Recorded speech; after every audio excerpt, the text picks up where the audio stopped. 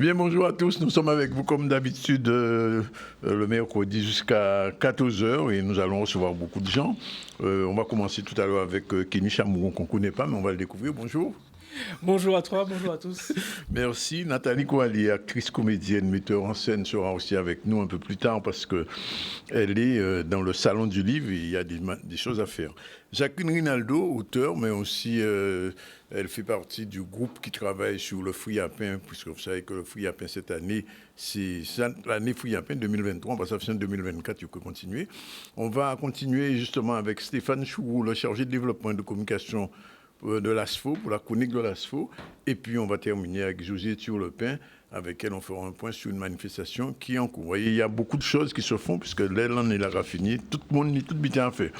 À l'actualité, on va commencer tout à l'heure avec l'actualité, c'est la plainte du maire de Vieux-Fort contre l'ancienne mandature. Kai Riveillot encore un chirage, on va en parler. Job dating au Pôle emploi, 5e édition du Stade vers l'emploi, l'événement sportif pour recruter autrement. Solène Févité sur place, elle va nous en parler. Conférence de presse du Salon du Livre, c'était hier, où je vous ai dit, puisqu'on avait un invité, c'était monsieur Nelson, qui est vice-président de la Commission Culture. Mais on va revenir sur cette manifestation qui s'est déroulée hier et qui commence demain. La conférence de presse, c'était hier, la manifestation commence demain. Et puis, autour de Kenny People, après sa participation à la 16e route du café. Voilà un petit peu le sommaire. On vous remercie d'être avec nous. On aura le mot du jour tout à l'heure. Et aujourd'hui, on commence les Golden, les ZCL Golden. Je suppose que Jordan est au courant. Il a reçu, non? Oui. On va en parler tout à l'heure à la pause. Voilà. Eh bien, on commence par l'actualité. On va se rendre du côté de Vieux-Fort. Vieux-Fort, on sait qu'il y avait une ancienne municipalité. Elle a été remplacée. Visiblement, ancienne mandature, visiblement, les problèmes subsistent. Et donc, l'actuel maire a décidé de porter plainte. Pourquoi? Olivier Félix était sur place, on regarde. La commune de Vieux-Fort a découvert que finalement, dans les municipalités précédentes, il y a eu parfois des grosses embrouilles. Première embrouille, une délibération que l'on transmet en préfecture comme si elle avait été votée, mais en fait, elle n'a pas été votée. Or, dire d'un document qu'il a été pris alors que ce n'est pas vrai, c'est un faux. Premier élément. Deuxième élément, une grande partie des activités de la commune, notamment en matière de petite enfance, etc., étaient gérées par une association, l'OMCS. Ce n'est pas illégal dans le principe. Simplement, dans ce cas-là, l'association, elle doit rendre des comptes. Ah ben, elle ne rendait pas de compte. L'association, elle doit être transparente dans ses achats. Ce n'était pas le cas. Elle ne rendait ni compte et les gens qui s'occupaient de l'association ne sortaient pas de la salle. Donc, ils étaient côté municipal et côté association. Ça, c'est une infraction, la prise illégale d'intérêt. C'est la même que celle pour Dupond-Moretti, d'ailleurs. Et par ailleurs, quand il y a eu un ouragan, un cyclone en 2017 et que l'association a cessé ses activités, on a continué à financer l'association qui n'avait pas de comptabilité, qui ne rendait pas de compte. On ne sait pas à quoi servait l'argent, donc ça fait craindre le pire, d'où le besoin de déposer plainte. Je n'ai eu de cesse de demander aux personnes responsables de cette situation-là de rendre des comptes dans la clarification des situations, dans leur comportement, dans leurs attitudes.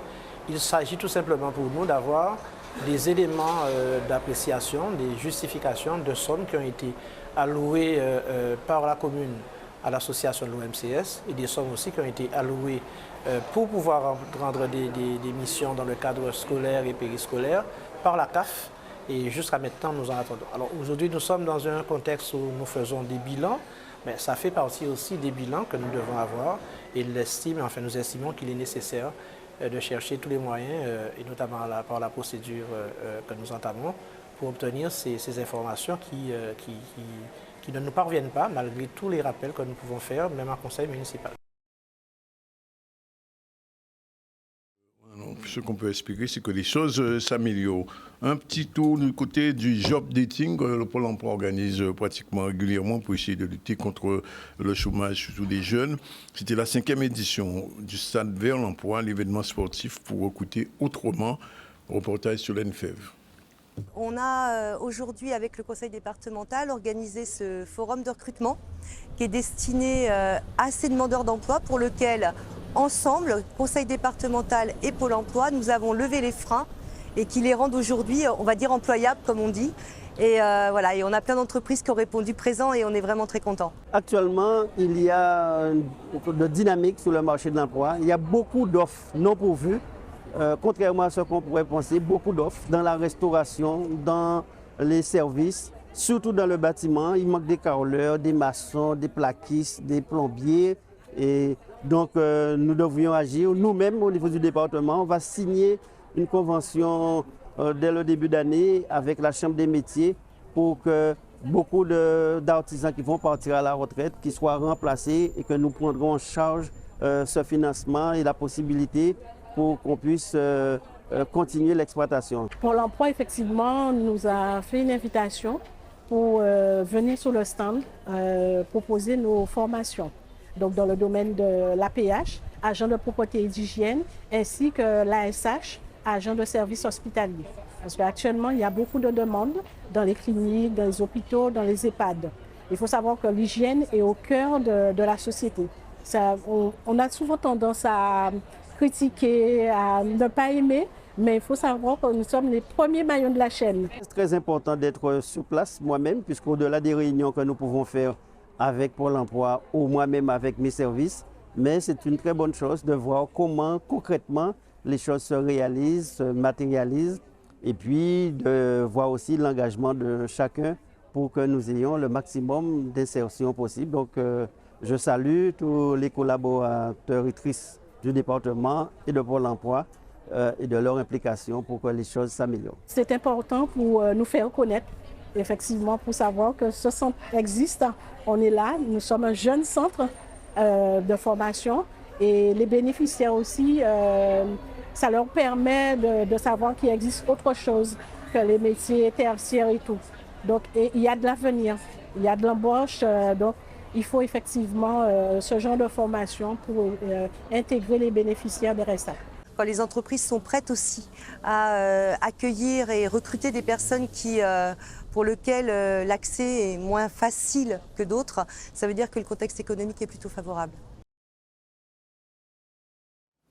Voilà, je vous l'ai dit, on va recevoir Kenny Chamougon. Kenny Chamougon, on le connaît bien parce que c'est un ancien du ZCL et qui continue sa voie, continue à monter en gamme, comme on dit. Bonjour Kenny. Bonjour à toi, bonjour à tous. Ça va? Ça va très bien. Je Bon. vois qu'on est assorti sur la couleur. Absolument, ça prouve qu'il y a encore quelque chose qui se fait au niveau de l'univers. Il y a quelque chose qui se fait. Et l'amitié, ça perdure, même avec les couleurs. Même avec les couleurs. Alors, qu'est-ce qui se passe à Bemaro? Qu'est-ce qui va se passer à Bemaro? Qu'est-ce qui va se passer? On est 19e édition de Jarry, en fait. Hein, donc, rendez-vous incontournable de l'année. Ouais. À travers cette C'est quelle édition? C'est 19e. Déjà? Ah ben oui, ça ne Ouais, rajeunit va pas. bien. Hein. Ah non, Ça nous quand ça a commencé, tu devais être tout jeune. Je devais être à l'école toujours. Tu étais à l'école, moi, tu vois. Déjà à l'école, moi. Déjà à l'école, moi. Tu es à l'école? Ouais. Je pense pas, je sais pas où j'étais, mais j'étais pas. Je devais pas être en Guadeloupe, je devais être en France à cette époque-là. Alors, comment ça s'organise cette année? On travaille sur les valeurs sûres. Hein. Les valeurs sûres, c'est le 15 décembre, c'est les Roses à Kamansoso. Donc, comme chaque année, pratiquement. On est sur quelque chose qui fonctionne très bien à partir de 19h, hein, avec Génération K et Aurèle Niçoise, hein, qui sera en charge de faire cette animation 19h jusqu'à le lendemain matin. Hein, Carrément. Ah ben non, on rigole pas. Les hein. roses sont les roses. Les roses sont les roses. Vidéo, Tu sais quand est-ce que ça commence, c'est pas quand est-ce que ça finit. Voilà, ça c'est clair. Après le parc enchanté, c'est à Bastaro, on est pour les enfants, donc avec les éliminations, avec les animations, très très important et très très intéressant en cette période de l'année. Le 17 décembre, c'est Jour à Tradition, incontournable Jour à Tradition. Le grand marché, je pense que tu y viens. Ouais, on est obligé de faire son marché ce jour, parce qu'il faut encourager l'économie locale. Hein. C'est ça, surtout ça. Donc, le jour-là, ça ne monte pas qu'à un supermarché. Là, c'est qu'à Jarry, dans le jour à Tradition. C'est bizarre un dimanche où Jarry est bouché. Ça, c'est assez bizarre comme fonctionnement. Ça va être complet aussi. Ça va être complet, il y a du monde. Les exposants sont déjà tous au rendez-vous, au diapason. Donc, on est encore sur l'artisanat, l'agriculture, la partie culinaire, hein, important, culinaire. Le bois et manger important. Le bois et manger important. Il y avait une notion d'innovation aussi. Donc, voilà, on est vraiment sur ce marché intergénérationnel et surtout interactivité. Et on finit par le 23 décembre, le grand chantier de Noël, Kassika, 5000. Il se fait où cette année? Toujours pour le même endroit. Parc, C'est une chose, parc l'activité de Jarry, avec en entrée Noël Boukoussou et Kassika par la suite. Comme d'habitude, on est Kassika sur, incontournable. ah ouais, on est sur des manifestations où il y a 5000 personnes à la montée. C'est vraiment important. C'est vraiment très très important et tout le monde est au rendez-vous. Et c'est une raison incontournable pour que Jarry en fait soit encore une réussite cette année. Et c'est une volonté de Madame le maire. Alors, normalement, on ne devrait pas trop le dire, mais il y a quelque chose qui se fait demain. Oui, soirée d'ouverture demain. Pourquoi pas le dire? Invitation. Oui, mais c'est pour le monde économique. Donc, soirée d'ouverture demain à la Casarte, à partir de 19h. Donc, pareil, hein, c'est cette ouverture officielle de Jarry, en fait, portée par la ville de Bimaroma avec ses partenaires, Cap Excellence, la région, département, la CCI, le MEDEF, Association du Grand Jarry, et j'en passe. Et surtout, c'est un moment de retrouvailles après Covid, tout ce qui s'ensuit. Une partie de networking très, très important. Et surtout, se retrouver, discuter, travailler ensemble. C'est bien le slogan, travailler, mais surtout vivre ensemble. Hein. C'est bien le slogan de ce Jarry, en fait, et qui devrait nous motiver. J'ai envie de te poser une question toute bête. Hein. Alors, il n'y a pas de question bête, monsieur Danick. Sauf si c'est un piège. Alors. Non, c'est pas un piège cette fois-ci. Alors, est-ce qu'on peut imaginer un Jarry, en fait, en numérique? Détaille-moi ton idée. Non, mais c'est important. Détaille. C'est-à-dire que, ça veut dire quoi, ça? Bon, là, il y a eu 2 années de Covid. Il n'y avait pas de Jarry, en fait. Et en fait, on se demandait, mais est-ce qu'on ne pouvait pas faire des click and collect pour un Jarry, un click and collect? Mais dis-toi bien que l'an prochain, c'est la 20e année. Donc pour la 20e année, il faudra passer à une autre dimension, si on peut le dire ainsi. Et tu seras convoqué. Hein, on va faire un comité de pilotage, comme il se doit dès le début de l'année, pour vraiment avoir une autre dimension pour ce Jarry, en fait. Et après, tourner dans ce virage numérique, hein, qui est déjà sur nous. Et donc, justement, c'est bien pour ça que je pose la question. Hein. Je sais que tu es un spécialiste. Alors, je me dis, est-ce que déjà, on prévoit pas quelque chose dans ce goût-là? Je t'avoue que là, on va déjà finir ce Jarry, en fait, là. Oui, non, mais là, on est au 19e. 19e, on finit, on boucle tout ce qui a bouclé. Et je pense que pour la 20e édition, il faudra changer trouver un autre braquet, se réinventer, puisqu'on l'a bien vu que maintenant, il y a un petit peu des marchés qui sont un petit peu partout sur la Guadeloupe. Hein, donc, il faut essayer de réinventer le concept en tant que tel, parce que si tu ne progresses pas, automatiquement, tu régresses. Donc, voilà, donc c'est tout ce qu'on va mettre en boîte dans cette collaboration et dans cette coproduction avec l'ensemble des acteurs, dont tu fais partie, bien sûr. Et donc, l'idée après, c'est de co-construire ensemble une opération qui se voudra maintenant en partenariat avec tous les acteurs économiques du territoire, et de Jarry spécialement. Mais on voit quand même que c'est une manifestation qui, comme on dit en créole, qui a pris son ballon quand même. Hein. Oui. C'est parti tout doucement, et puis maintenant, aujourd'hui, c'est devenu incontournable. Et je vois que, bon, je ne sais pas des copier-coller, mais enfin, dans d'autres communes, on commence à faire des en fait aussi. Un petit canal le week-end dernier, il y avait quelque chose en fait. Moi, j'aime bien, hein, j'aime beaucoup. C'est normal, ça prouve que l'agro-industrie, l'agro-transformation, l'agriculture, tout ce travail-là est fait. Et je vois tout ce que Cap Excellence même fait à ce niveau-là. Donc, ça porte des fruits. Et c'est bien le cas de le dire. En fait, tu parles de copier, moi, c'est péjoratif. Mais le fait d'imiter ce qui fonctionne, c'est bien. Ça veut dire que ce que tu fais bien. Ça fonctionne bien. Si tu imites ce que tu fais bien, après maintenant, il faut innover aussi. Il faut innover, tu es obligé d'innover, tu es obligé de changer de braquet, si je peux le dire ainsi. Et après, le fonctionnement avec les instances comme Cap Excellence sont de fait, hein, puisque Joie Tradition s'y fait à Cap Excellence. Donc on y est, la région Guadeloupe. Donc on est tous en train de travailler pour ce territoire Guadeloupe, entre parenthèses, et pour cette thématique qui est l'animation économique. Donc, que ça se fasse à Nord-Basse-Terre, Nord-Grande-Terre, tant mieux. Tant mieux. Ou même dans les îles, peut-être à un moment donné, il faudra y penser.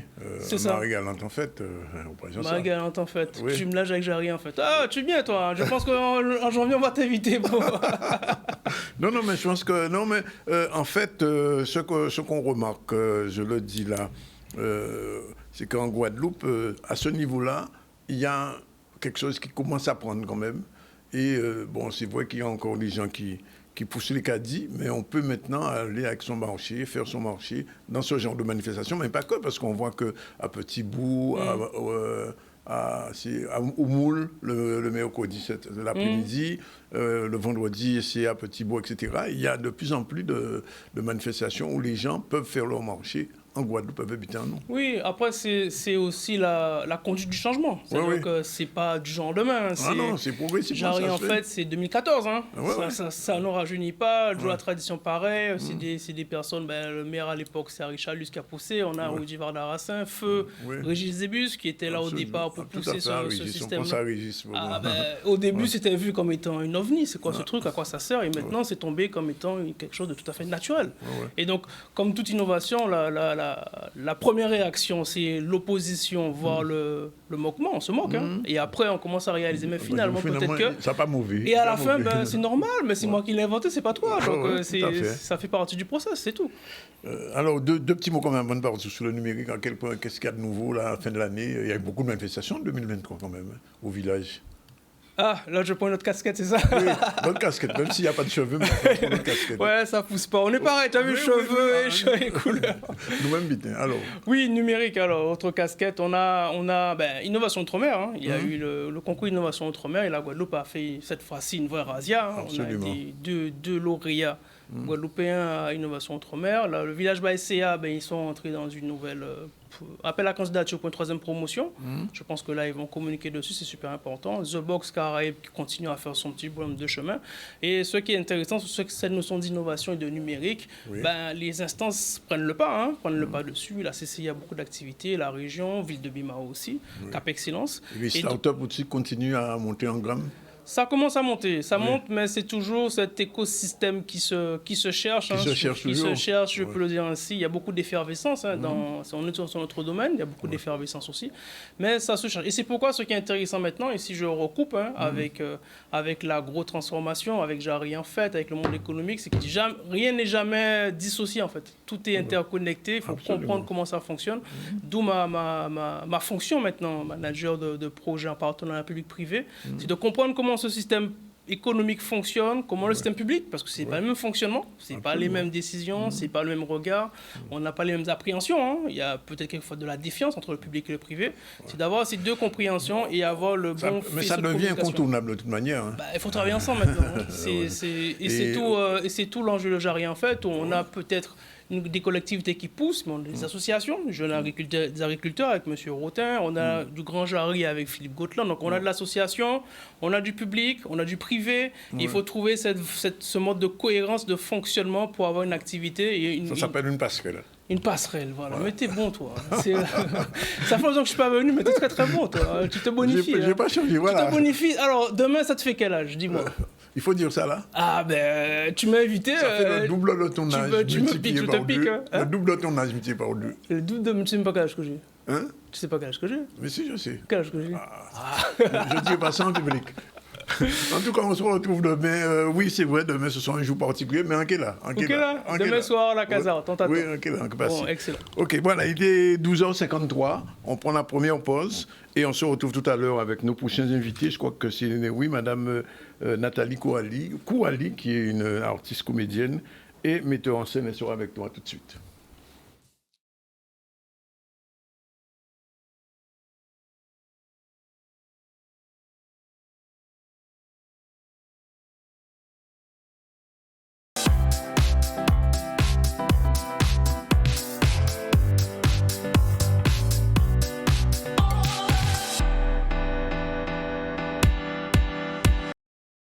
Voilà, retour sur le plateau du ZCL News. Il est déjà 13h01. Dans un instant, on va recevoir une artiste guadeloupéenne, comédienne, autrice, polyculturelle, on va dire, puisqu'elle sera au Salon du Livre qui commence demain.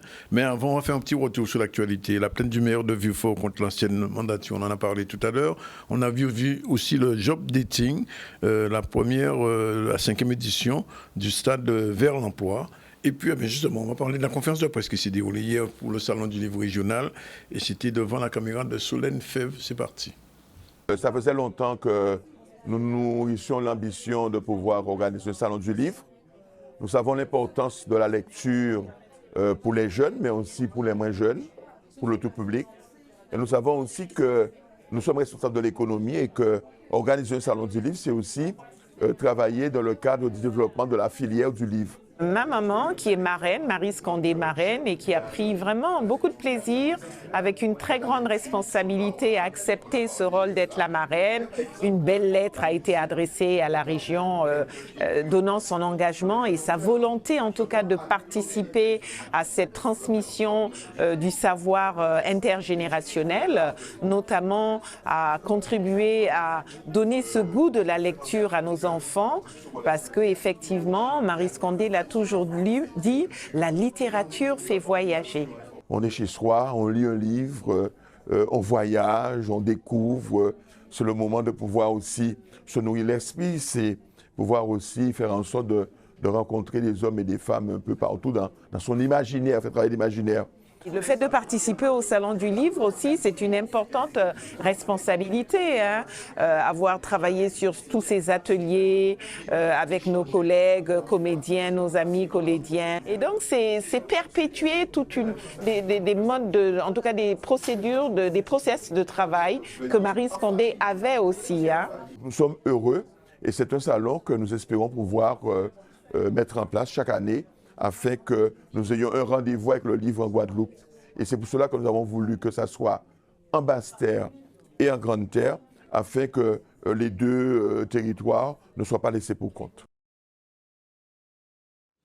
Voilà, la transition est toute faite avec Nathalie Kouali. Alors, je veux poser deux petites questions toutes simples. Vous me disiez tout à l'heure, vous avez vécu en Guadeloupe jusqu'à 18 ans. Oui, et après, vous avez fait quoi? Après, je suis partie. J'avais commencé à travailler ici comme mannequin de temps en temps avec Denis Devaed. Oui. Tout au début. Ah oui, c'est lui le premier. Oui. Et à faire les défilés de mode avec Josie Gradel et tout ça. Et puis après, je suis partie à Paris parce que j'avais envie de voir d'autres choses, de voir ailleurs. Et surtout de continuer une carrière de mannequin. Oui. Et c'est ce que j'ai fait. J'ai fait ça pendant... Vous avez été mannequin pendant combien d'années? En fait, je calculais, je crois que j'ai commencé en 84, 85 et j'ai dû arrêter vers 93, 92. Bonne petite carrière quand même. Oui, c'était sympa. Oui. J'aurais pu aller plus loin, mais c'était pas trop mon truc. Oui.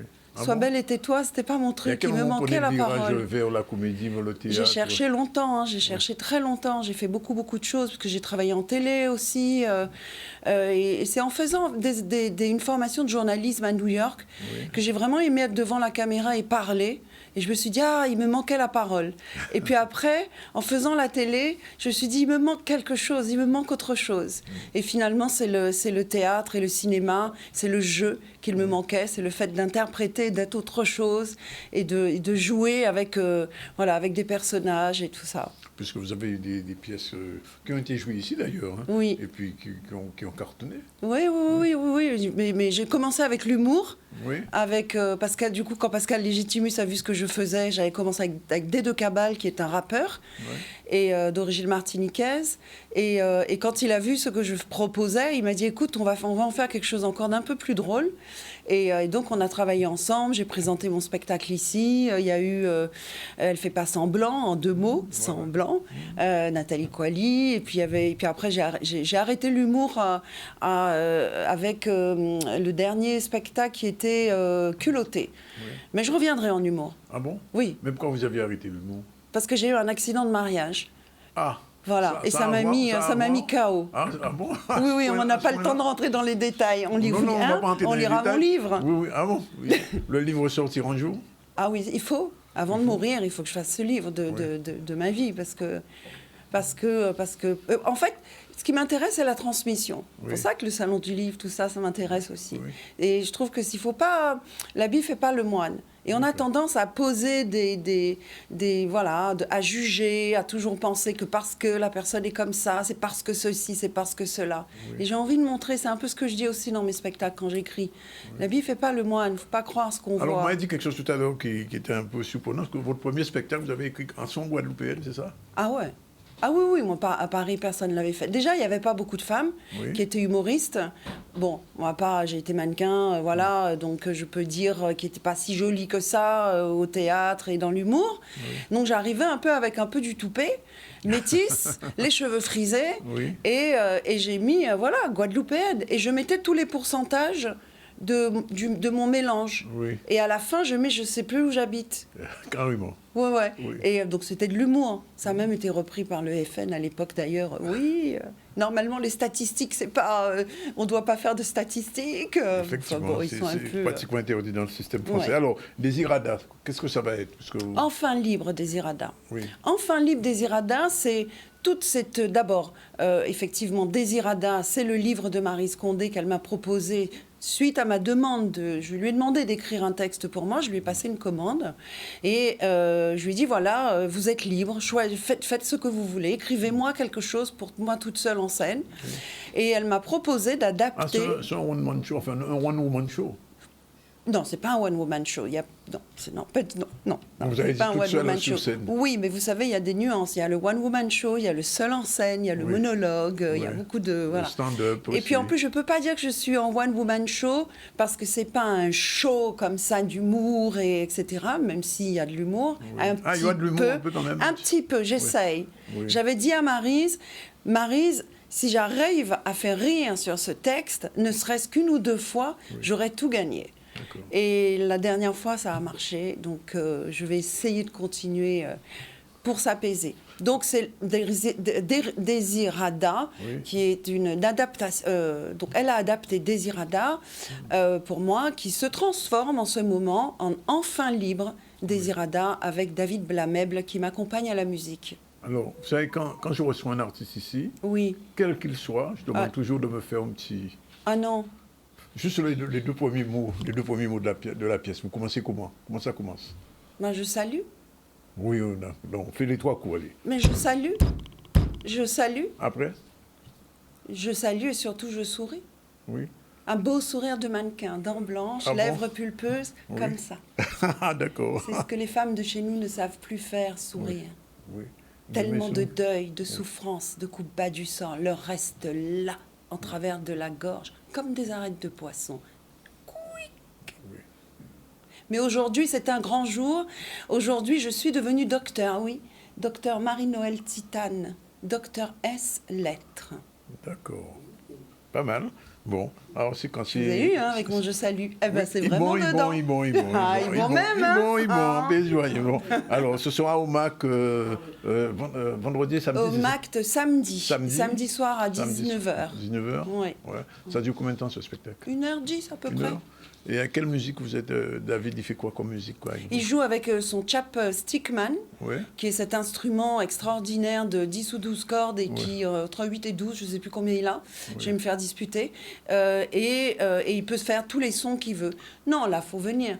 Faut venir. Non, là, et en plus, ce que je voudrais dire, c'est que c'est une pièce qui est vraiment, je remercie la région parce que ils sont sympas, parce qu'en fait, la pièce, elle n'est pas vraiment terminée. Donc, imaginez quand elle sera vraiment terminée. Pas encore. Oui. Il faut la peaufiner, il faut en faire une œuvre d'art. Donc on reviendra encore pour tourner et on cherche plein de partenaires et plein de sous. Yes. Et vous allez la présenter en France? J'espère. Mais oui, il faut représenter la Guadeloupe. Moi, je suis pour représenter la Guadeloupe. D'accord. Vraiment. Je suis pour la solidarité, peu importe notre couleur de peau et d'où on vient, ce qu'on fait. Et c'est ce qu'elle dit aussi dans la pièce. Peu importe d'où je viens, où je reste à présent. N'empêche, je suis d'ici. Et rien ne pourrait m'enlever cette petite île, cette écale de terre plantée au beau mi-temps de la mer. Vous connaissez ça bien. Hein. Alors, quand même, vous avez fait du cinéma à quelqu'un qui est décédé dernièrement. J'ai fait du... bah oui. Entre autres, j'ai fait avec... Vous étiez très jeune à l'époque. Enfin, mais non, parce que j'ai dû... Non, je pensais que vous parliez de Jacob. Non, pas de Jacob. Oui, de Christian Lara. Lara, oui. J'avais 5 ans. 5 ans, c'était dans quel 6 film? ans, 6 ou 7 ans, je ne sais plus, ou 12, j'en sais rien. Film? C'était dans Chapla. On n'arrive pas à avoir des images de ce film avec Greg Germain. Je me souviens encore de ma réplique. Ah, c'était quoi? Papa, on te demande au téléphone. Greg était mon papa. Donc. Dans le film. Et le cinéma, ça continuera? Oui, j'ai tourné avec Guillaume Niclou quand ils étaient ici avec Blanche Gardien et Michel Houellebecq.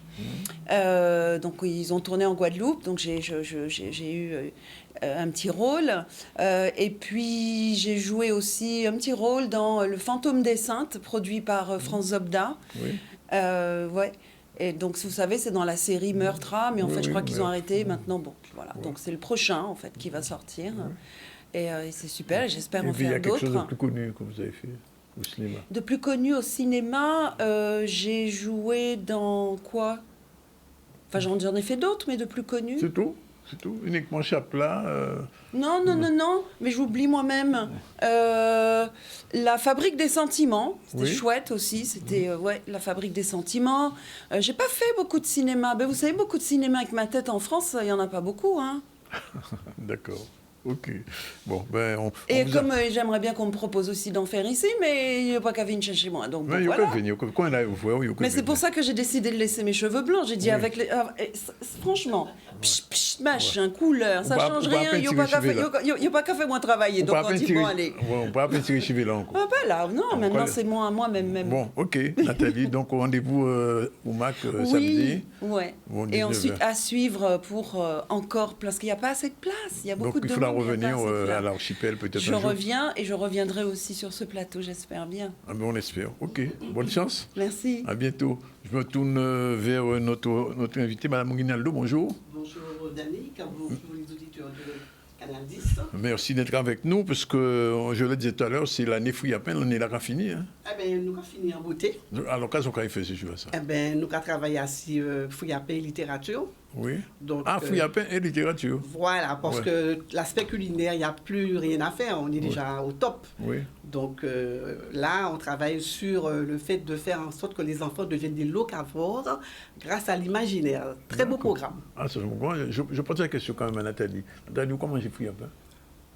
Nous n'entendons pas manger ça. Non, mais là, en France, on ne peut pas manger Fouillapin quand même. Imaginez, quelqu'un vient me draguer ici et me dit « Vous connaissez le fruit à pain ?» Mais je m'en vais, mais en courant. C'est mon légume préféré. Bon, ben voilà. C'est mon légume préféré. Alors, on n'en trouve pas à Paris beaucoup. Malheureusement. Ah bon? Mais ça vient d'Indonésie, on en trouve en Guadeloupe. Mais non, mais c'est le fruit à pain d'Indonésie. Oui, mais Nathalie, on va vous apprendre quelque chose avec cette dame. Vous savez que maintenant, le fruit à pain, avant de manger fruit à pain comme ça, mais maintenant, on fait le fruit à pain en toute sauce. Je sais. Elle a fait la farine, on fait des gâteaux. Il y a même le chaud d'eau de fruit à pain. Hein. Ah oui? Oui. Je suis au courant. Frites de fruit à pain. Oui, monsieur. Oui.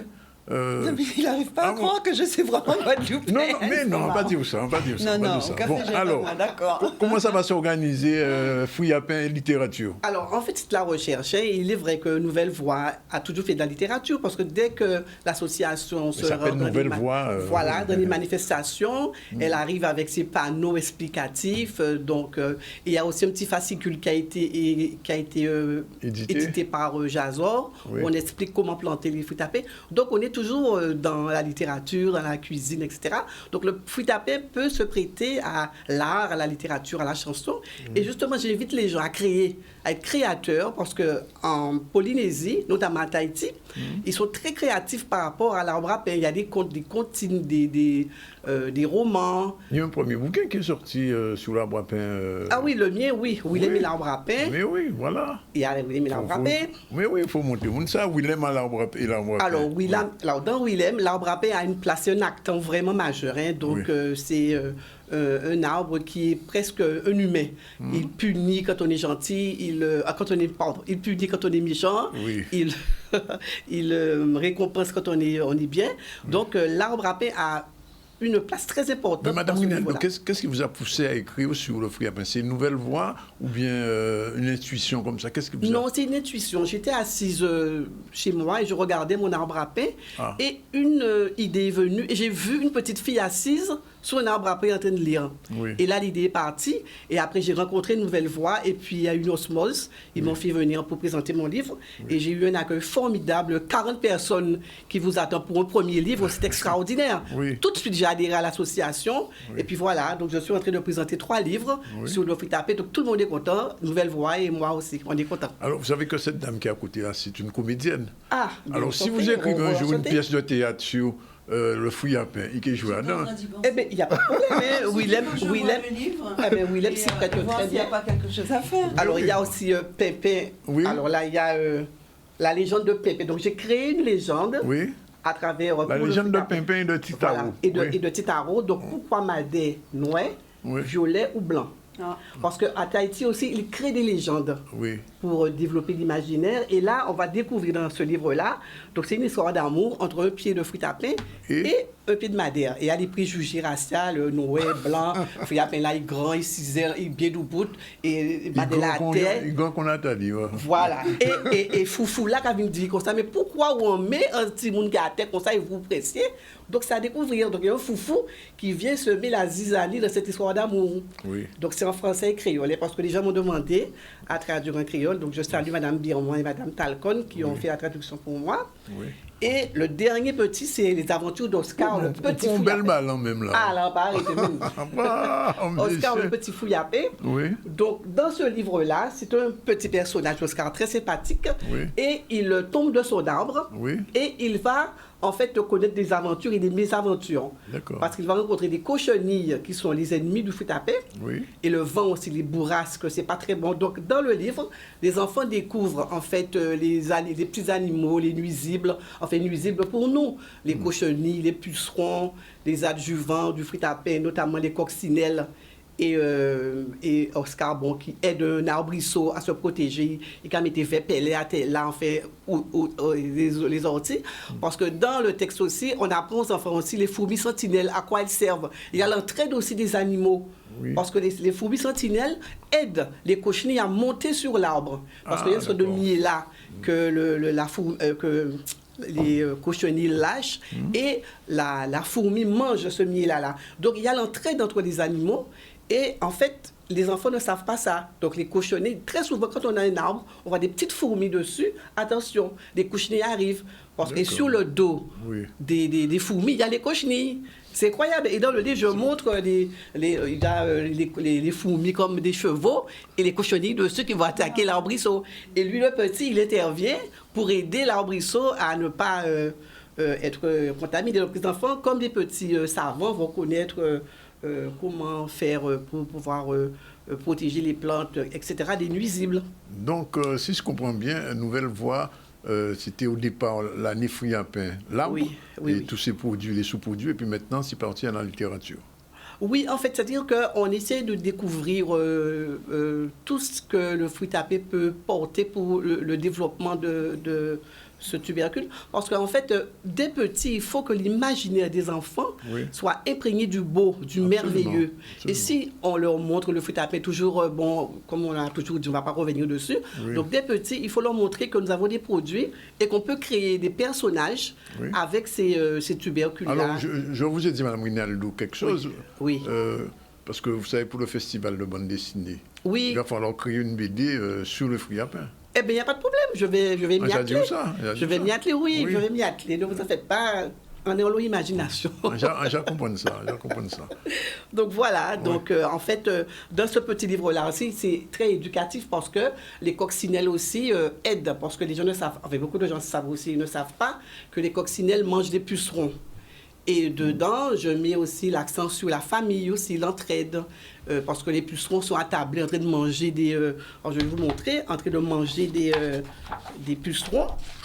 Et Oscar est jaloux parce que lui, sa famille est loin et il voit que les coccinelles sont à table en train de manger. D'accord. Donc voilà, ils sont à table en train de manger. Et Oscar leur dit, mais qu'est-ce que vous faites là? Il dit, on mange des pucerons.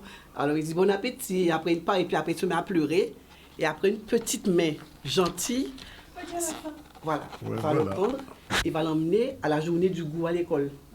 Donc là, je ne raconte pas tout parce que... Mais non, il faut m'en acheter. Si vous mettez tout bitin là-dedans, même sac là, on parle de ça. Ou pas prévoir pour signature à livre ce jour-là, ça, non? Alors, donc là, je serai au MACT, justement. C'est ce que j'allais vous demander. Je serai au MACT, mais c'était pour le livre de M. Nestor, pour celui-là? Voilà, le livre où il aimait l'arbre à paix. Oui, parce que les éditeurs seront au MAC pour le salon du livre, donc elle sera là. Voilà. Il faudrait vraiment quand même souligner le fait que c'est vraiment une belle initiative, ce salon. Ah oui, initiative de la région Guadeloupe. C'est nécessaire, très nécessaire, parce qu'il y a beaucoup d'auteurs, beaucoup d'autrices, il y a plus de femmes en Guadeloupe qui écrivent que d'hommes. Ah oui. Oui, et puis il y a vraiment une mixité, il y a vraiment des femmes, les hommes, les femmes, il y a aussi d'autres, il y a tout ce qui touche à l'art autour de l'écriture, et l'écriture, comment la lecture touche aussi à l'art, comment ça, on sent que tout est lié, quoi. Non, c'est une belle initiative. Moi, en tout cas, je tiens à les remercier, vraiment. Vous avez pris contact avec une de nos collaboratrices qui est chroniqueuse, fait le livre audio. Oui. Et donc, oui, tout à fait. Oui, elle a lancé quelque chose qui est intéressant pour les gens qui ne peuvent pas voir. Alors, le livre audio aussi. Le livre audio existe désormais en Guadeloupe et sa maison d'édition commence à... une histoire, je crois. Il faut vraiment une histoire. On connaît. Ah oui, mais je Nathalie ne connaissait pas, elle a découvert. Non, je vais collaborer avec elle. Ça, je serais ravie d'être partenaire. C'est une excellente idée. Oui. Vraiment, ça à soutenir parce que, bon, je ne sais pas si on a trop le temps d'en parler, mais c'est vrai que le livre audio se porte mal en France. Ouais. Donc, comme ça se porte mal là-bas, vous pensez bien que nous, on est quand même pour eux une minorité. Oui. Donc, on n'est même pas... Il y a 3 auteurs qui sont lus là-bas en audio. Ah. Donc, monter localement les livres audio, c'est extraordinaire. Ah non, mais c'est bien. Et chaque vendredi, elle vient ici présenter ses livres audio. Une chronique sur le livre audio, une voix, une image. Ouais. Alors, c'est une voix, une image et un livre. Et maintenant, peut-être qu'un jour, on aura des iradas en audio. On l'aura. Oui. Je ferai tout ce que je peux pour que ça existe. Ça fait longtemps que j'en parle aux éditeurs. Très longtemps. Bon, ben, quand il est là, on savent. Ben, Madame Minaldo, maintenant, donc, continuez votre travail. Merci, donc on va se contacter pour la BD. Ah ben oui, non, mais ça, pour le salon de la BD, il y a un salon de la BD. Vous m'avez déjà parlé de cela. Oui. Il y a aucun souci. Oui, voilà, on en parlait hier. Donc, dès que ce sera prêt... Il n'y a pas de problème. Et j'ai lancé aussi une campagne Ulule pour d'autres livres à sortir, parce que là, je suis en auto-édition, je veux lancer l'aventure. Ah oui, on partit pour le mal même. Il faut être à la mode. Et c'est ma fille, Lisa, que je salue, qui m'a lancé dans ça. Donc, je me jette à l'eau. C'est génial. C'est bien. Non, c'est parfait. Bien. Merci alors, on va faire un petit focus musical. Est-ce qu'on est prêt, Jordan? Oui. Alors, on va parler d'un groupe musical. Parce que comme on est en période de Noël, alors j'ai dit, bon, à partir d'aujourd'hui, chaque jour, on va passer un petit son du passé, ce qu'on appelle les gold musique. Et aujourd'hui, on commence à Carapat. Alors, on va d'abord écouter le son, c'est une chanson des années 80, je crois, si je ne me trompe pas. Ça y est, c'est parti. Allez, on balance.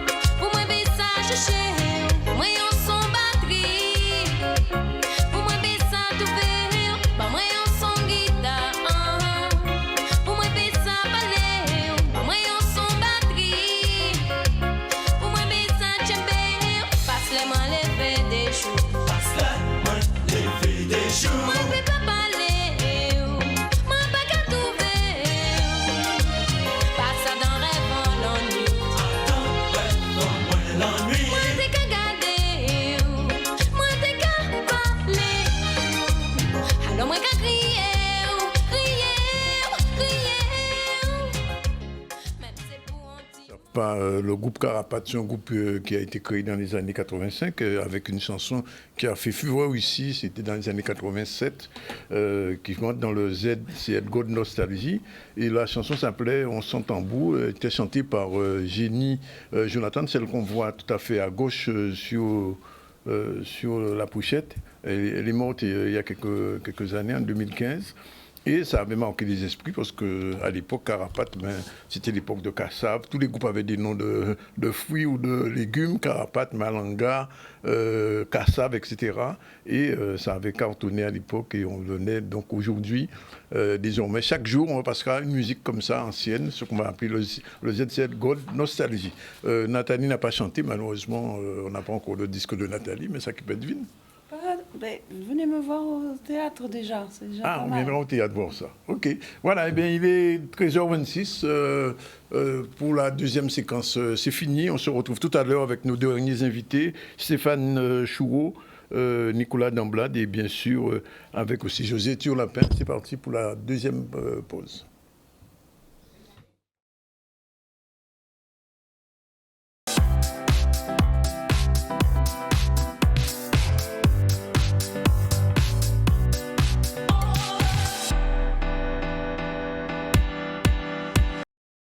Voilà, nous sommes revenus avec vous pour la dernière séquence du ZCL. On va recevoir dans un instant Madame José Turlapin. Bonjour.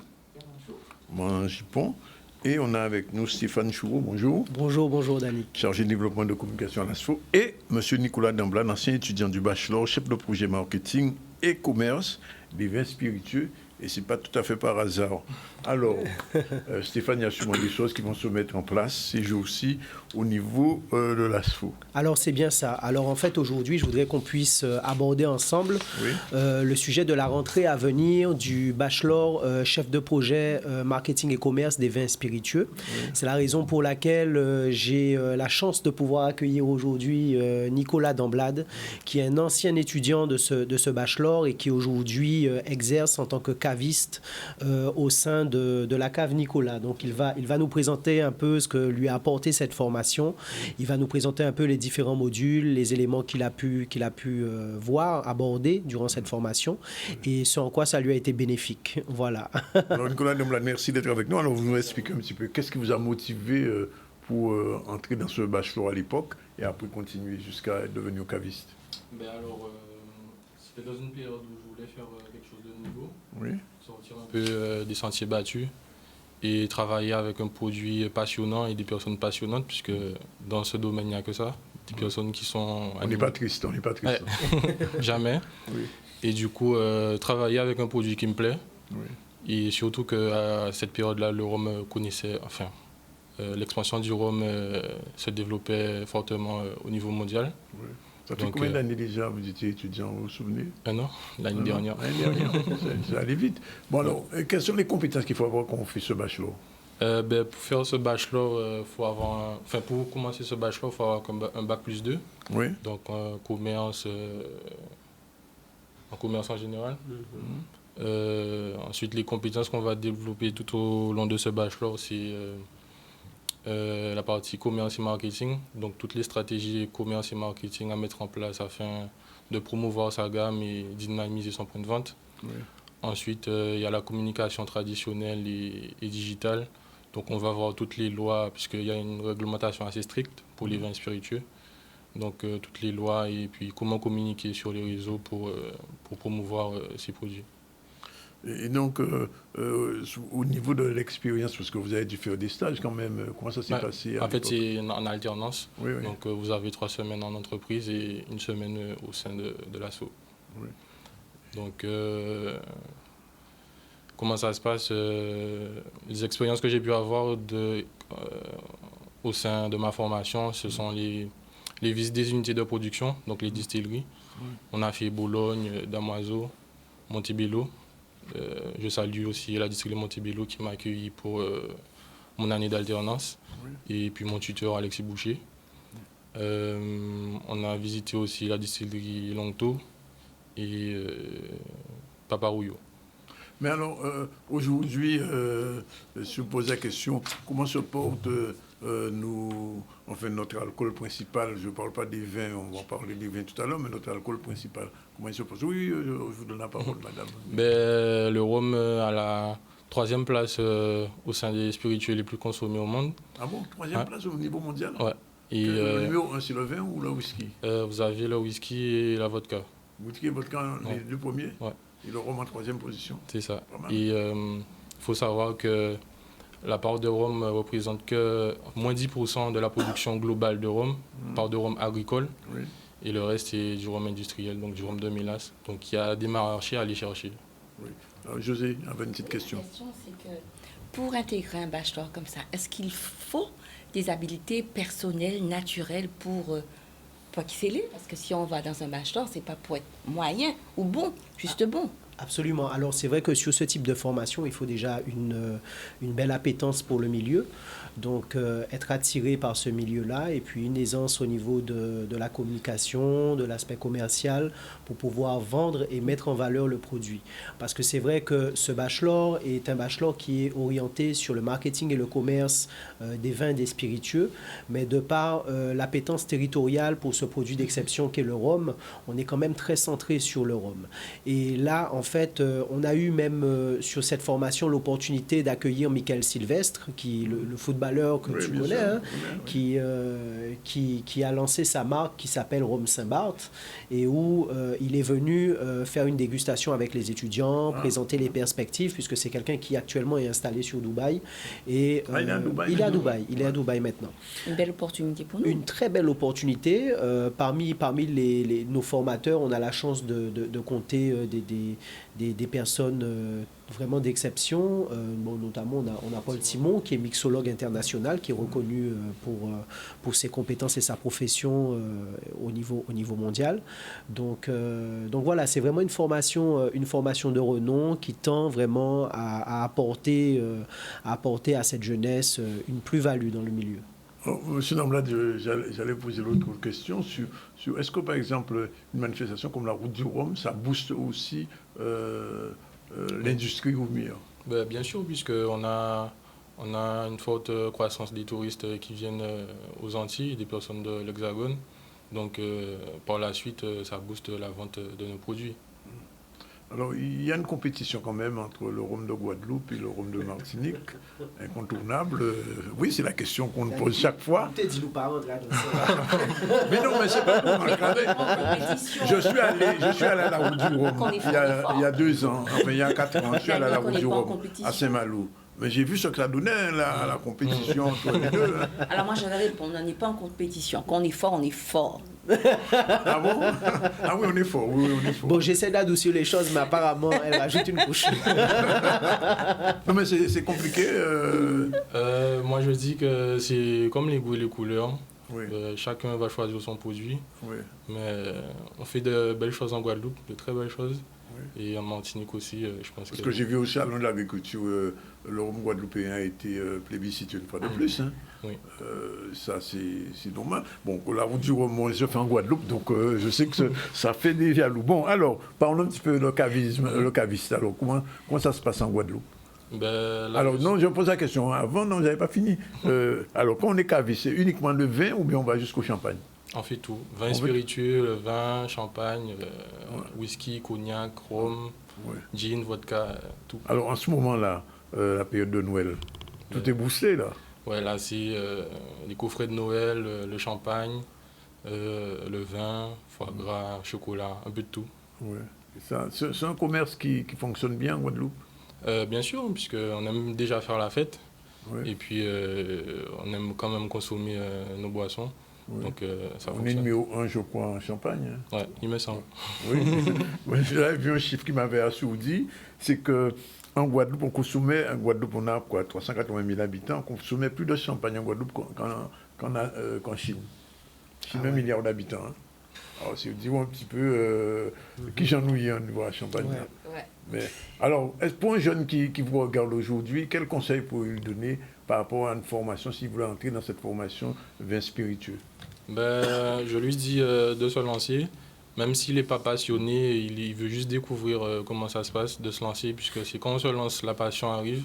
Et puis avec toutes les personnes qui bercent dans ce milieu, la passion peut que venir naturellement. Mais il y a encore de l'espace, de la place pour de jeunes qui voudraient se former? Oui, il reste de la place. Et puis je pense que Stéphane va nous dire... il y a beaucoup d'entreprises qui cherchent des alternants. Justement, on nous revient, Stéphane. Oui, c'est un milieu qui embauche. Hein. C'est un milieu où ils recherchent vraiment des gens qui soient compétents et qui puissent promouvoir les différents produits. C'est la raison pour laquelle, dans le cadre de notre entrée qui aura lieu le 29 janvier, on a décidé de mettre en place une journée d'information et de rencontre envers ce public-là qui aura lieu le 14 décembre à 9h à l'ASFO. Pour plus d'informations, donc vous pouvez nous appeler au numéro qui est affiché, donc le 05 90 89 45 56. Et donc le prérequis pour intégrer la formation, c'est d'avoir un bac+2 sur un métier, enfin sur une formation dans le commerce, dans la communication ou dans le tourisme ou une filière qui s'y rattache. Dans les locaux de l'ASFO. Dans les locaux de l'ASFO, absolument. Oui. Et c'est une formation en alternance, donc qui se déroule avec 3 semaines en entreprise, 1 semaine en cours. Donc voilà. Oui. Un dernier mot peut-être, est-ce que la formation va débuter quand exactement? Le 29 janvier. 29 janvier 29 janvier. Il reste encore des places? Il reste encore des places. Oui. Il reste encore des places. Ben là, c'est un milieu qui embauche, donc on a des entreprises qui recherchent des jeunes. Oui. Et deux petits mots quand même sur la cave à Nicolas, même si ce n'est pas de la pub, mais enfin, savoir un peu comment ça fonctionne. Moi, je suis actuellement à la cave Nicolas à Jarry.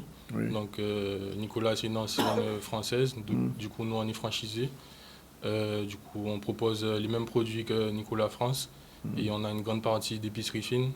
Donc, on a 400 références de vin, 400 références de vin, quand même. Voilà. 70 références de champagne, 50 références de spiritueux. Et on fait du foie gras, du chocolat, donc des coffrets de Noël. Donc, n'hésitez pas à passer nous. Alors, qu'est-ce qui fonctionne mieux après le champagne en Guadeloupe? Le rhum. D'accord, le rhum. D'accord, non, mais il fallait le dire quand même. Si quand même en Guadeloupe, on ne peut pas consommer ça, c'était un problème. Et la qualité du rhum monte en gamme en Guadeloupe quand même. Oui, bien sûr, puisqu'il faut savoir qu'on est producteur de rhum agricole. Oui. Donc, rhum fait à base de pur jus de canne à sucre. Et comme je disais, la part de rhum représente moins de 10% de la production globale. Voilà. Il y a encore de la marge? Il y a beaucoup de marge. Oui. Mais c'est vrai que, bon, on consomme de toutes sortes d'alcool. Le rhum qu'on consomme ici, il y a le rhum vieux aussi. Quelle est sa place dans l'économie roumière? Parce que je vois par exemple, on prend, vous êtes caviste, vous savez ça, quand on prend des vins de 1800, 1900, ça a une valeur, des fois des prix qu'on ne peut même pas imaginer, Alors est-ce qu'on est déjà arrivé à ce stade-là? Oui, bien sûr, je pense qu'on arrive déjà à ce stade-là. Il y a des rhums vieux de 10 ans et plus qui valent, qui ont des prix semblables au vin. Une gamme de prix? Je sais pas, on peut aller à 2500, on peut partir de 2500 et monter encore. Et monter encore. Merci. Stéphane, un dernier mot, non, pour un rappel pour le 14? N'hésitez pas à nous contacter. Donc, la rencontre d'information dans le cadre du bachelor chef de projet marketing et commerce des vins spiritueux aura lieu le 14 décembre. Donc, vous pouvez nous contacter pour plus d'informations au 05 90 89 45 56. D'accord. Je vous remercie. Bon, ben c'est fait. Voilà, il est exactement déjà 13h. Oh là là, là, a monté vite, 13h46. Et nous sommes avec mon jupon générique. Si c'est parti avec Jordan.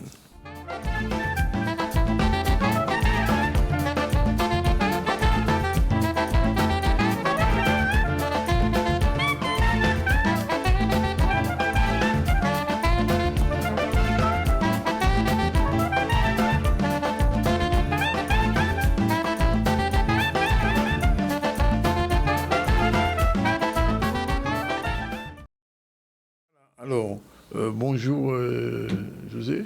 Bien, bonjour. On ne parle pas encore de Noël, mais là on parle de l'évolution des quadrilles créoles. Voilà, alors parce que précédemment on a vu, on est revenu sur le festival du quadrille, premier festival du quadrille international de la Guadeloupe. Donc on a fait l'historique du quadrille, la naissance du quadrille, et aujourd'hui dans la deuxième partie, on va voir la naissance du quadrille créole, comment un quadrille, des contredanses françaises arrivent dans les colonies et changent de statut. Tout à fait. Alors, explication, quels sont les éléments qui vont contribuer à ce changement de statut? Alors, la contredanse française est considérée comme une danse libre, une danse de la liberté, parce qu'elle va faire tomber toutes les barrières à la fois sociales et de fortune. Tous les danseurs, les 8 danseurs qui forment ce carré de quadrille sont sur le même pied d'égalité. Il n'y a pas de fortune qui compte, ni de classe sociale. Une liberté parce que les couples vont danser ensemble, à 8 ou en couple. Les partenaires vont se changer pendant la danse. Donc c'est vraiment une danse qui change avec tous les codes des danses précédentes qu'on a vues. Cependant, lorsqu'il va arriver aux Antilles, les colons de l'époque, les esclavagistes de l'époque se disent « Ah là là, attention, on a un élément qui pourrait encore ajouter une marque de distinction, de différenciation. » Et ce quadrille, finalement, de la danse de liberté, elle devient la danse d'une nouvelle ségrégation, parce qu'elle est interdite aux esclavisés, aux livres de couleur dans un premier temps. Seuls les colons, les Blancs, sont autorisés à danser ce quadrille à la française, au prétexte que, ma foi, les gens du pays ne seraient pas suffisamment aptes à apprendre ce quadrille. Ben oui, on verra ça tout à l'heure. Et ce quadrille, il s'installe, il s'implante comme ça, avec cette connotation de différenciation sociale. Mais pas qu'on est mauvais. Malheureusement, ici, ce quadrille, les colons, pour faire des économies, utilisent des musiciens du pays. Oui. Et c'est là ils se font piéger. Et qui vont interpréter cette musique avec leur oreille, avec leur ressenti, avec leur tripes. Donc déjà, de ce point de vue, c'est mort.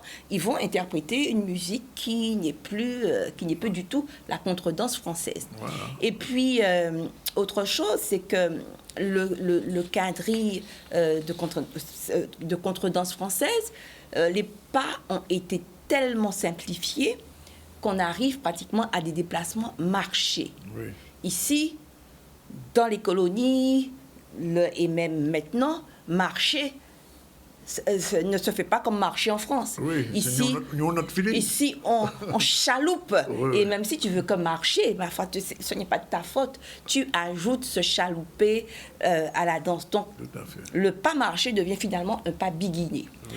Alors, mais où ça va encore plus loin, c'est que le père Labat rapporte que finalement, pour interdire, pour éloigner les esclaves de leur calenda originel, il aurait payé le violon, on reprend l'expression telle quelle, payer le violon pour apprendre le quadrille aux esclavisés. Donc, pour les faire, en fait, oublier leur calenda. Donc, le quadrille change de statut parce qu'il a aussi été cet élément pour bannir ce qu'on est, un élément de coercition. Voilà, un élément de coercition. Il a été élément de coercition.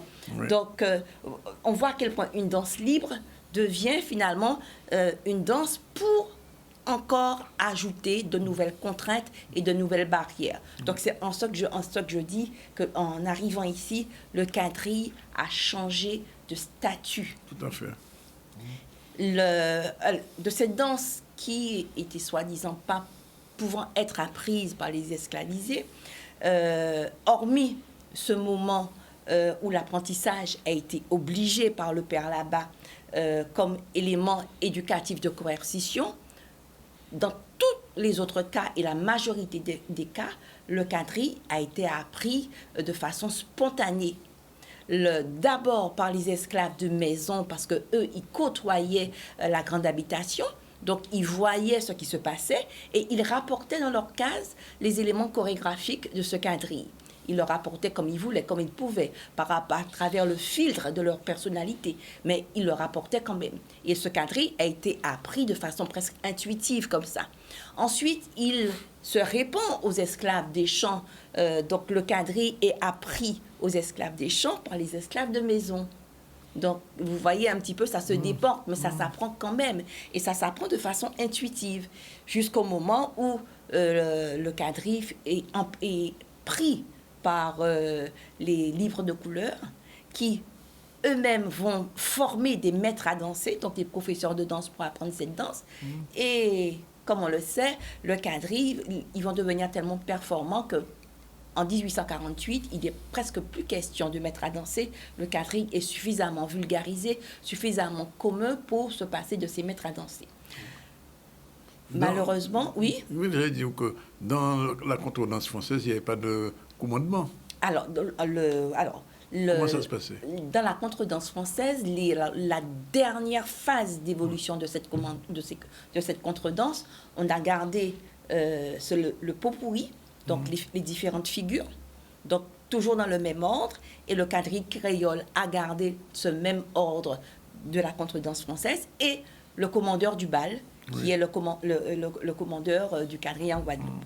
Donc, on est resté sur des structures qui sont exactement les mêmes, sauf qu'à l'intérieur, le corpus des éléments qui vont remplir ces structures a été créolisé, a été adapté et est devenu, a été écrit dans une nouvelle esthétique. Ce n'est pas de la copie, c'est carrément une nouvelle esthétique qui fait de ce quadrille créole un quadrille à part entière, même si il est issu de la contredanse française. Voilà. Et il continue. Alors, juste un petit mot quand même. Quand l'autre jour qu'il y avait le festival de quadrille, il y avait des gens qui venaient de la Pologne, je crois. Ah voilà, il y avait des Polonais. Est-ce que leur quadrille ressemble à... Alors, leur quadrille est assez loin du nôtre, mais on retrouve quand même des éléments de langage et des éléments chorégraphiques. Oui. Cependant, le quadrille des Sister Honnêtes, donc qui venaient de la France, est exactement le même que le nôtre. Le commandeur, l'ordre des figures, les déplacements sont les mêmes, sauf qu'à l'intérieur, je disais que le corps s'est développé de façon différente. Eux, ils marchent, nous, on biguine. Oui. Et notre quadrille, il est joyeux, il est explosif, il est sensuel. Et puis, il y a eu d'autres instruments qui sont... Et puis, l'orchestre, et j'y venais. Comme on n'avait pas tous les instruments du quadrille français de la contredanse, il s'est adapté avec les éléments musicaux qu'on avait ici, avec les instruments qu'on avait ici. Donc forcément, des musiciens qui ont des origines afrodescendantes ont introduit leur essence dans cette danse et qui est aujourd'hui une création originale, mais avec des origines africaines, indiennes, qui ne sont pas du tout les origines de la contredanse française. Bravo. Donc c'est en quoi notre quadrille créole est une exception, vraiment. Bravo. Alors je dois quand même remercier des personnes que j'ai consultées, les ouvrages que j'ai consultés pour écrire ce quadrille, l'ouvrage Reprise. Merci beaucoup. Et puis, merci à Isabelle Cala pour ses travaux de recherche sur la danse et contribution au patrimoine. Merci. Et vraiment, on te remercie pour ce focus sur notre quadrille national guadeloupéen. Voilà, il va être 56. Je rappelle qu'en début du ZCL, on a reçu Kenisha Mougon qui est venu nous parler de ce qui se passera à partir de demain, puisque c'est là, comme jour à tradition, c'est Jarry en fait, et demain c'est là, officiellement, c'est l'ouverture à la Casa, pardon. Avec plein de choses, tout, on ne va pas donner tout le programme, puisqu'on y reviendra, c'est la 19e édition. On a reçu aussi Nathalie Kouali, c'est une actrice comédienne, metteur en scène guadeloupéenne, qui sera au Salon du Livre à partir de demain, et surtout au MAC samedi, elle présente une pièce de Maryse Condé, Désirada. Jacqueline Rinaldo est venue nous présenter les aventures d'Oscar, entre autres, dans la chronique Fouille à pain, mais pas que, puisqu'il y a au moins 3 bouquins. Il y a un autre bouquin, qui est sorti, La légende de Pimpin et de Titaro. Il y a vraiment un travail extraordinaire qu'il fait, puisque Willem Elam à peine c'était son premier livre, et Thibaut Monage a écrit 3 livres, ça aille vite. On a reçu, ils sont encore là, Stéphane Choureau et Nicolas Damblat. Nicolas Damblat, c'est un ancien du Bachelor que je dis dans la cave à vin. Nicolas, il est arrivé ici, on te consomme avec modération. Et avec Stéphane Choureau, le chargé de communication de l'ASFO, et puis José Tulopin, qui nous a fait un beau focus sur le quadrille. Je rappelle les titres du jour. La plainte du maire de Vieux-Fort contre l'ancienne mandature, il y a des choses qui n'ont pas été acceptées et donc il y a un dossier sous l'OMCS qui n'est toujours pas construit. On a parlé aussi du job dating du Pôle emploi, la conférence de presse du livre régional et on a vu aussi justement madame, tout à l'heure on a reçu madame Kouali et je vous donne encore le mot puisqu'il y a un rendez-vous. Et puis aujourd'hui on a fait un petit focus sur un groupe de musique guadeloupéenne des années 87 qui s'appelait Carapace. Désormais, tous les jours, il y aura un ZCL God Nostalgie. Demain, je crois que c'est Léla Chico, si je ne me trompe pas. Je crois que c'est Léla Chico. Enfin, on y reviendra. On vous remercie. Le dernier mot aujourd'hui, le proverbe du jour, Ola diri la gonflé. On bien aimé l'expression là, ça, ouais. Un opportuniste qui s'arrange pour être du côté du gagnant. Ouais, toujours qu'à courir, là, diri la gonflé. On appelait ça même des diri gonflés. On diri gonflé, c'est depuis que bon, il point là. Bon, ben voilà, on termine comme ça avec ce petit mot d'humour. On vous remercie tous d'être avec nous tous les jours à partir de 12h30 et on se retrouve demain. La réalisation a été faite par notre ami Jordan avec le concours et le soutien de Stéphane qui est avec nous. C'est pas le même, hein. Celui-là, c'est Stéphane André. Voilà, c'est fini pour aujourd'hui.